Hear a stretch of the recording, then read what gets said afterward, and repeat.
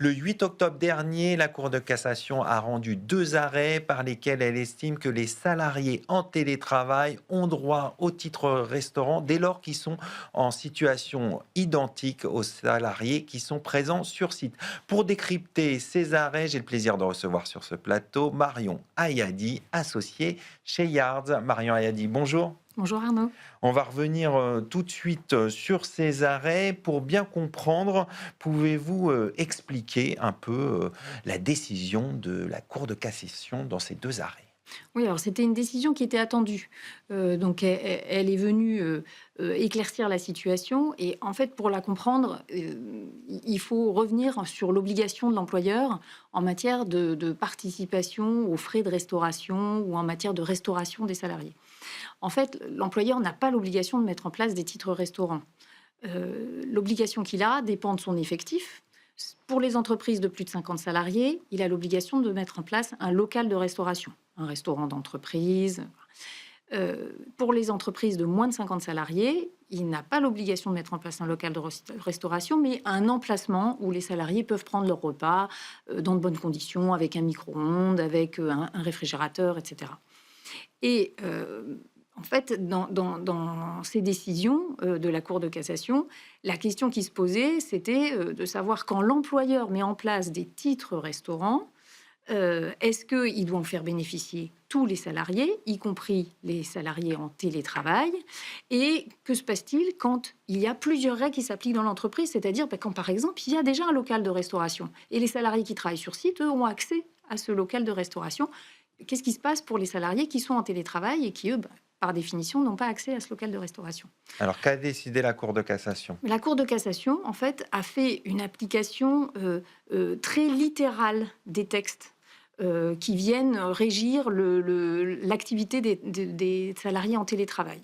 En fait, elle s'est fondée sur l'article 1222-9 du Code du travail qui dit que les télétravailleurs ont les mêmes droits que les salariés qui exécutent leur travail sur site. Premier article.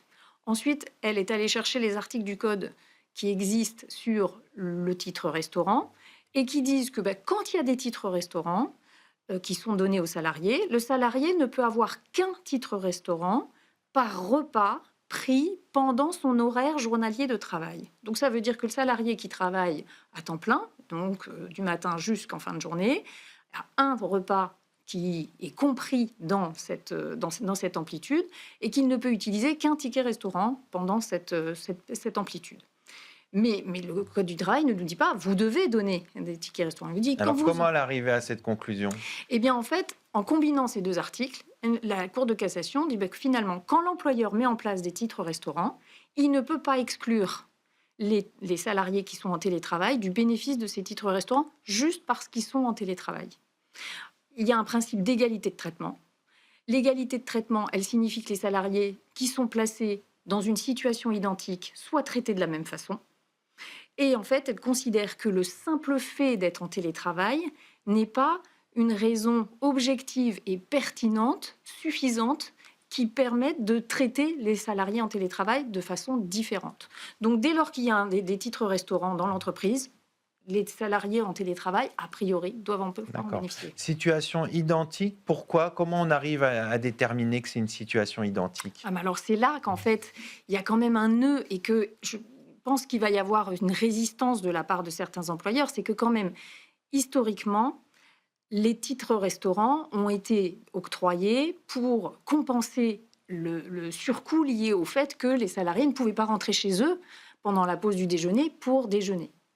Et finalement, l'employeur participait à ce surcoût grâce au titre restaurant. Et en fait, la Cour de cassation, elle passe complètement sous silence cette justification historique du ticket restaurant, du titre restaurant. Elle dit simplement, il y a une égalité de traitement qui est posée par le Code du travail entre les télétravailleurs et les salariés qui sont sur site.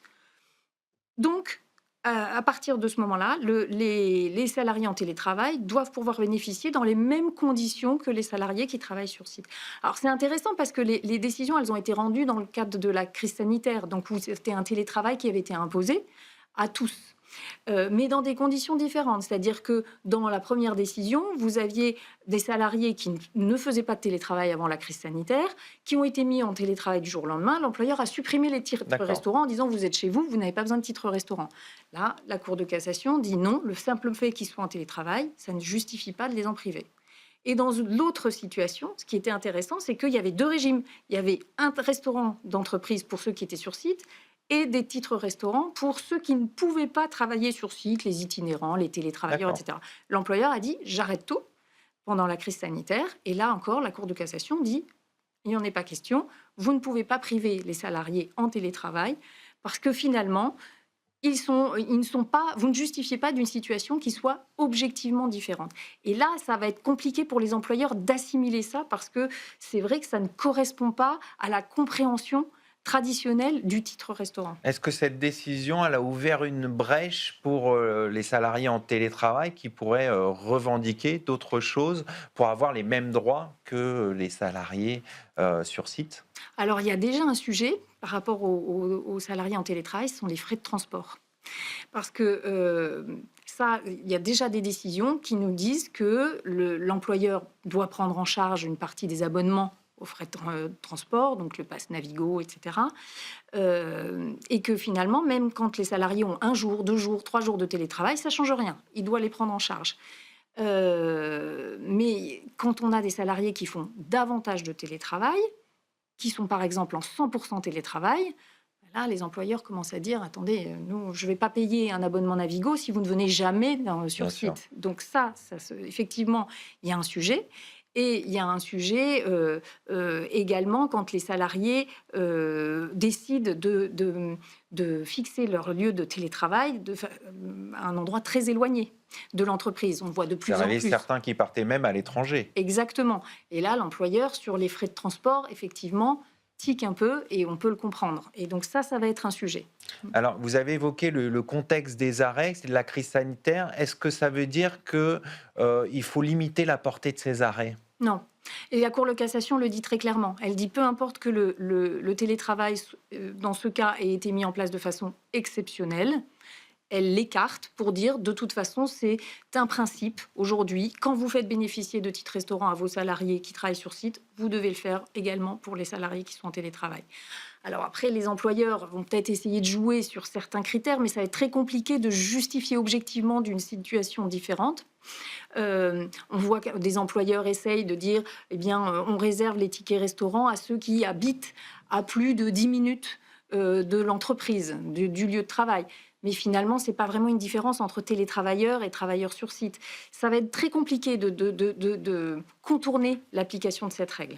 Est-ce qu'on pourra le faire via un accord sur le télétravail, par exemple? Oui, mais seulement si on arrive à justifier d'une différence objective et pertinente. Et franchement, la Cour de cassation là, ferme vraiment la porte à toutes ces exceptions. Donc ça va être très compliqué. Et je pense qu'on risque d'avoir des décisions, des condamnations d'employeurs sur ce sujet. Avec des conséquences lourdes? Avec des conséquences qui peuvent être... En fait, le titre restaurant, c'est un accessoire de rémunération. C'est un avantage en nature. Ce qui fait que c'est la prescription qui est attachée au salaire. Donc, vous pouvez faire une réclamation sur les 3 dernières années. Et c'est une réclamation... Alors, comme le titre restaurant n'a de validité que pendant 1 an, vous n'allez pas pouvoir réclamer vos titres restaurants sur les 3 ans passés. Vous allez pouvoir réclamer des titres restaurants sur l'année en cours. Et puis, sur les périodes précédentes, en fait, des dommages-intérêts qui vont correspondre en fait à la part patronale, la participation patronale au titre restaurant. On va conclure là-dessus. Merci Marion Ayadi. Je rappelle que vous êtes associé chez Yards. Tout de suite, l'émission continue. On va parler de la protection éditoriale et juridique des plateformes.